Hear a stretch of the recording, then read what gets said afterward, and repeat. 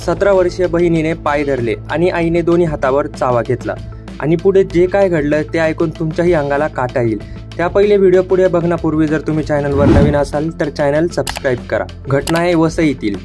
मुलगी गर्भवती राहिल्याने संतप्त झालेल्या महिलेने मुलीची हत्या केली आहे।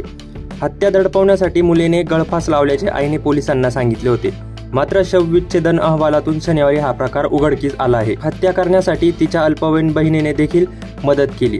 शनिवारी पोलिसांनी आरोपी महिला ममता दुबे हिला अटक केली आहे। अस्मिता दुबे वर्ष 20 ही तरुणी नालासोपारा पश्चिमेच्या यशवंत गौरव येथील फेजमधील जय विजय नगरी या इमारतीत आईवडील तसेच लहान बहिणीसह राहत होती।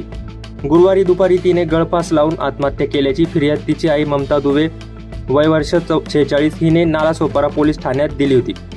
त्यानुसार पोलिसांनी अकस्मातचा मृत्यू दाखल केला होता, मात्र तिचा चेहरा सुजलेला होता तसेच दोन्ही हातावर चावा घेतल्याने निशाण होते। त्यामुळे पोलिसांना संशय आला आणि त्यांनी तिचा मृतदेह शवविच्छेदनासाठी मुंबईच्या जे रुग्णालयात दाखल करण्यात आला होता। शवविच्छेदनाचा अहवाल आल्यानंतर अस्मिताची मृत्यू ही आत्महत्या नसून गळा आवळून केल्याचे निष्पन्न झाले।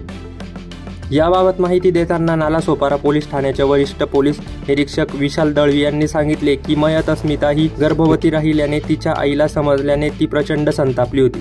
तिने मुलीला बेदम मारहाण केली।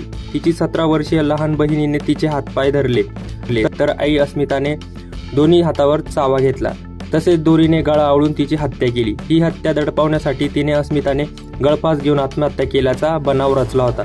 या प्रकरणी नालासोपारा पोलिसांनी ममता दुबे हिच्यावर शनिवारी न्यायसंहिता कलम 103, 115(2), 351(2) अन्वये गुन्हा दाखल करून अटक केली आहे। दुसरी आरोपी अल्पवयीन असल्याने तिला सुधारगृहात दाखल करण्यात येणार आहे। या प्रकरणात मुलीच्या वडिलांची भूमिका काय तसेच घटनेचा पुढील तपास करत असल्याची माहिती पोलिसांना दिलेली आहे।